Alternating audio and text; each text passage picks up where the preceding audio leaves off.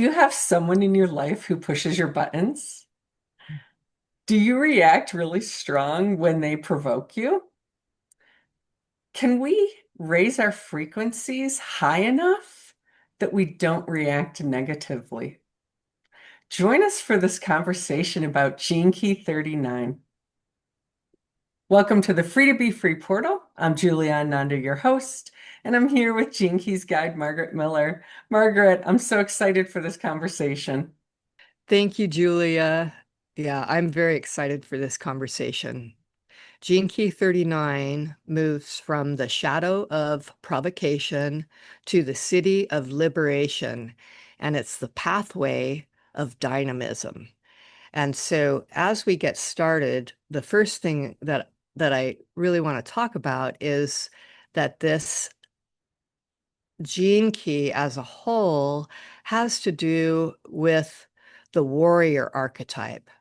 And we can see in the world, that the warrior archetype is one of our, most, I think, most cherished archetypes. And we are very, very connected to it.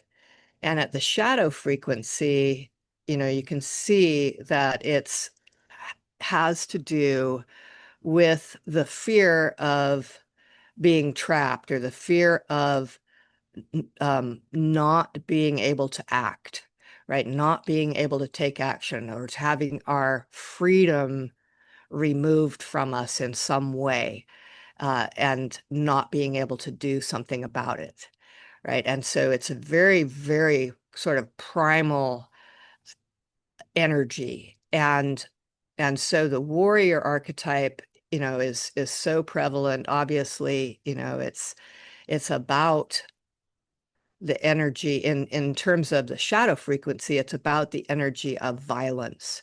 And this can be physical violence, but it also can be emotional violence and or verbal violence.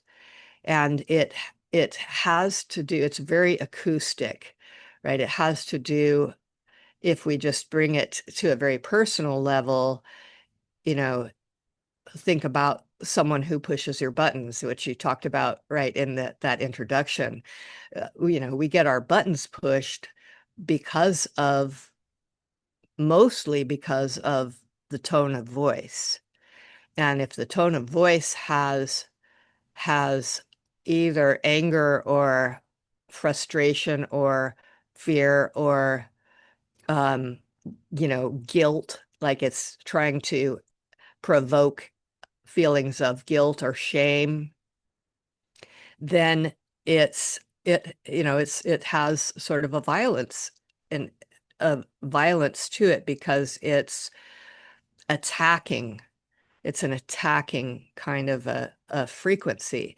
And we've certainly all been on both ends of that, right? We have, that's one of the main things that I've always talked about when I'm working with people doing energy work or in coaching or whatever, even in the astrology charts or whatever. It's like we have to become the stewards of our own energy because I think we talked about in our last video as well, if we're not taking control over the one thing that we have any control over in this life, right? That is our own frequency and our own energy and how we are responding to things. Do we have some control over how we react, or are we always being provoked by what someone says or someone does or the circumstance? And so when we look at this shadow, coming back to that warrior archetype, you can see in the world that are even in our societies, the warrior is protecting our freedom, right? The warrior is protecting the society or their community or their nation. And so it's a very noble and deserving of honor. But the shadow frequency of that is taking action without thought for consequence, right? Because when we're provoked, a lot of times that means that we are in fear or we're in anger, and so we have then activated the fight or flight, uh, you know, energies in our nervous system, and so our brain becomes incoherent, and we can't react or we can't respond in a way that's useful. We just decide any action is better than no action, right? Just to take action no matter what it is. And it can oftentimes turn into serious uh, conflicts, right? And so when we bring ourselves into or recognize that we have the ability to do things differently, that we have ability to respond differently if we raise our frequency, then we can begin to activate or deactivate those energies of the stress hormones and that reactivity, and come into a place where we can begin to respond. Now, as we're looking at that, the the way that we raise our frequency, or the ways that we can sort of distinguish between that, have to do, and this is something that Richard Rudd talks about in this Gene Key.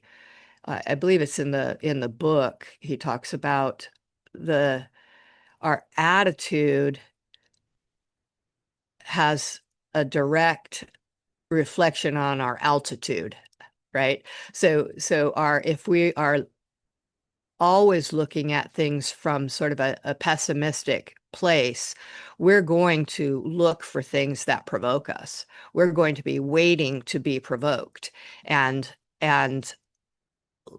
as I talked about also in the last video, then we become sort of addicted to those angry responses, or those cortisol and adrenaline producing reactions, and and are unable to see the benefit or the positive uh, aspects of the situation, and even the positive aspects of that provocation. Because really, life is provoking us all the time. Like there is, how many times can you be provoked by a circumstance or a person or an event during your day? Many, many times, right? I mean, we can very often be provoked. And what if we have an attitude that says, whatever this is, whatever this provocation is, there's some gift in it for me. Then we begin to be able to look for those things. And even this is something that my husband and I joke about all the time, is we're very often we're looking for the upset, because in the upset is the gift of a breakthrough, right? Because that is only when we get provoked do we have the opportunity to exercise our energetic stewardship, the stewardship of our own energy, and have the ability to practice responding differently. Right. And then we can build that spiritual muscle that allows us to respond differently. And so then we are raising that frequency through that sort of more optimistic view of whatever is going on, whatever circumstance or event or person, the person that always pushes my buttons. I know I'm going to see them today. oh, good, this is my opportunity to really drop down into my heart and to really bring my energy into alignment and say, yes, I have the ability to respond to whatever they say and however they say it, or whatever they do and however they do it, in the place of looking at them through the eyes of love. And when I pull that off, when I'm able to accomplish that, wow, what a great feeling that is. And I recognize really quickly how I'm actually changing the potentialities. I'm changing the potential outcome in that ability to respond differently. And when we raise our frequency up in that way, and we're operating from this willingness, and we're not going to accomplish it every time, because it takes a lot of spiritual muscle building to be able to do that consistently. But as we do that, we're raising that frequency up high enough that we are operating through that connection, that coherence between our mind and our heart, right? And we are responding in very creative ways, and we are responding from our genius. And this brings us to the gift of dynamism. And the gift of dynamism is that is, I love how Richard Rudd talks about it in this gene key, is like, he compares it to a child playing. A child at play is demonstrating dynamism at its finest, at its highest, right? And they are doing what they love, and they're using their imagination, and they're creatively responding to whatever's in their environment and making a game of it, and being in joy and generating more of that frequency, and therefore drawing to them more of that energy. And so if we look at that and that this is one of the best ways to bring ourselves out of any of the shadow frequencies, because they're all really, you know, the shadow frequencies are in the gene keys are 64 faces of fear, right? We've talked about that before. And the Siddhi frequencies and the gift frequencies are 64 demonstrations of love, right? Isn't that? And so it really is, when we are in dynamism, it's because we are expressing our genius in the world. And genius is not some rarefied uh state that only happens to a few people. It is us playing at life and doing what we love. And so it's this, you can feel that dynamic energy, right? And I can, it just is so, it's what you talked about, Julia, is that being in the flow state, right? And things start to happen synchronistically and beautifully in our lives. And then raised to the highest frequencies, then we start touching the Siddhic frequencies, then that liberation is really the liberation from provocation. It's the liberation from being provoked. And it doesn't mean that we don't respond. It means that whatever comes at us, we acknowledge, and we go ahead and still feel it, but we're not taking it personally, and we are not moved by it. We are not moved out of that state of joy and that state of creativity, and really we are demonstrating at the highest level that energetic stewardship. So when we really get to the place where we are operating a lot of the time, right, through this, at least through that gift frequency, then it doesn't mean that we're not going to get those provocative energies coming towards us, because I think I said earlier, like life is provoking us. It's that we can look forward to whatever those provocations might be, because that's what is going to cause us to evolve. That's what's going to cause us to keep moving into those higher states, into those higher frequencies. And so it's really a beautiful thing.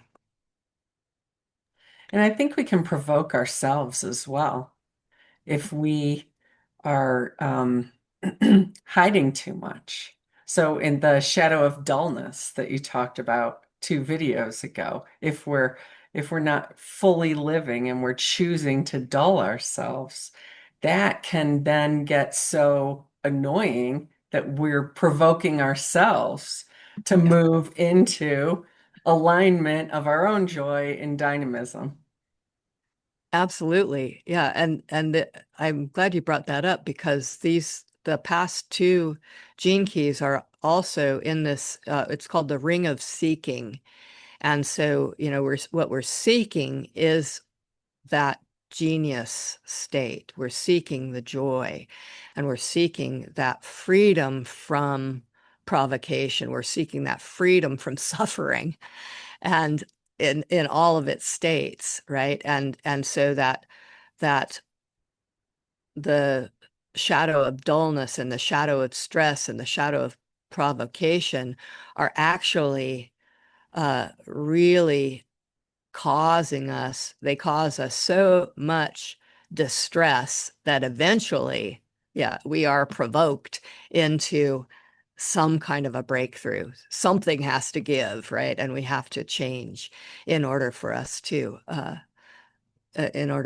keep living, really. And so, having talked about this gene key 39, I want to begin to weave in the Sabian symbols into this conversation. And for those of you who are just joining us for the first time, the Sabian symbols are 360 symbols that correspond with the 360 degrees of the zodiac. So 1 degree for every degree of the zodiac. And they are word pictures that are showing us archetypal energies. And they really are powerful tools for understanding and for transformation. I use them in all of my astrology readings because they pinpoint a particular degree of the zodiac. We're going to begin with Cancer, with 11 degrees of Cancer, because we left off with 10 degrees of Cancer, which was a diamond, an uncut diamond, getting ready to be cut. And so this Cancer 11 is a clown caricaturing a well-known personalities. Okay. And so it is talking about this sharp discrimination and understanding of human nature, being able to sort of, make a joke out of our being provoked, right? Things that provoke us, and being able to use humor to as a tool for transformation. And this is a very, very powerful symbol in that, for me, I think about in the a lot of the indigenous cultures, how that we have the sacred clown. We have the sacred clown that provokes us, that causes us. And this is that causes us to look at ourselves either with humor or with horror or with, um, at some sort of reaction, causes us to be provoked and see what our reaction is. If we react with fear or react with anger, or if we're able to laugh at ourselves and able to take that information and make the course corrections or the changes that we need to make. So it's a very, very powerful symbol.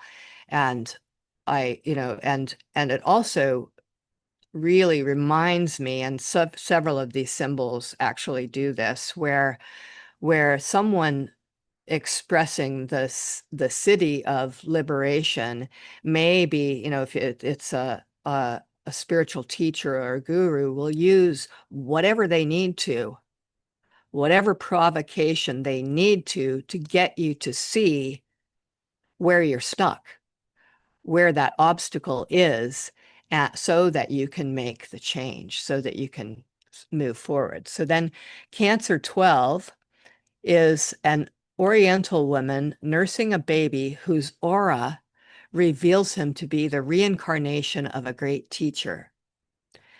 Okay, so you can kind of like feel the power of that one.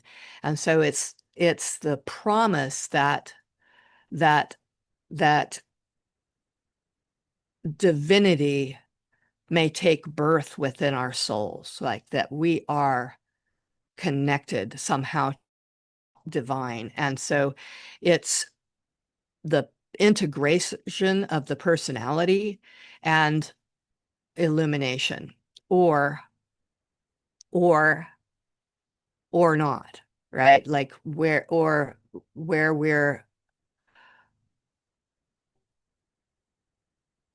we're not seeing ourselves as divine. And when we don't see ourselves that way, then we tend to look at things negatively, and um our tendency will be to respond negatively.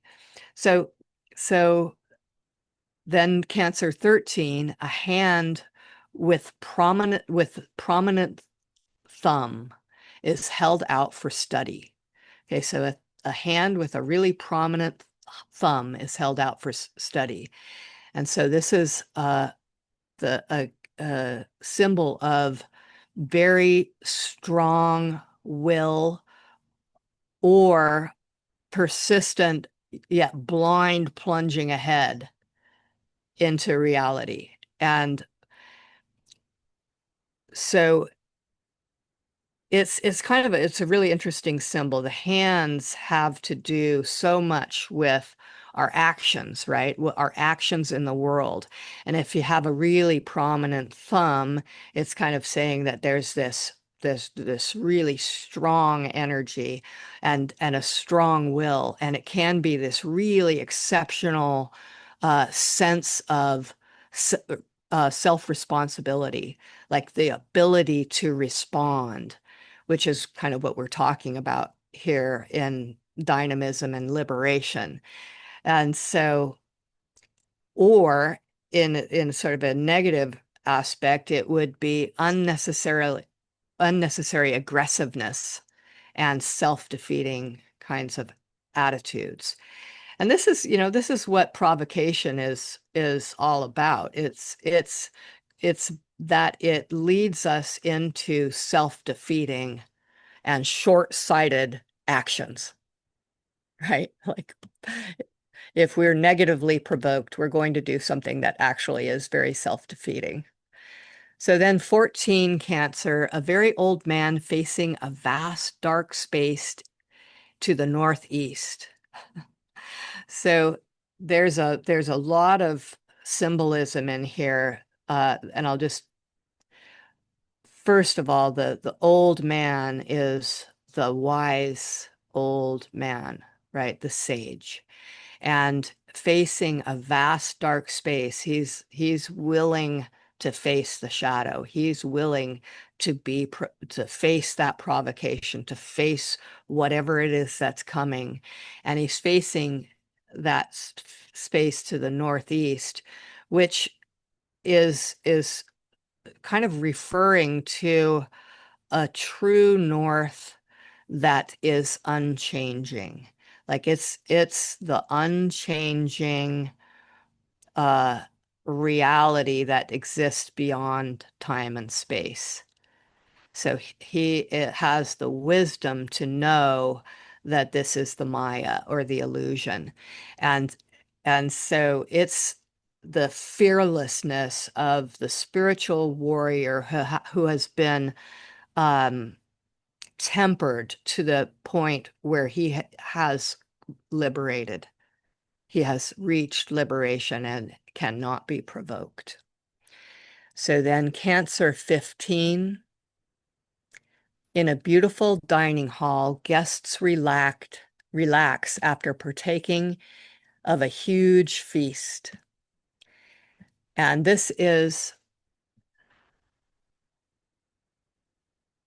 it's there's a lot of different ways of looking at this, but it's sort of that joyous responding to the bounteousness of life and really taking in and relaxing into good company and good food. And but it also can be sort of this overindulgence, right? Because it's like a huge feast, and it can sort of relate also to dulling ourselves or not being able to say, know when have the stewardship of our energy to say, oh no, I've had enough, right? I don't need to eat that next plate of food or whatever it is.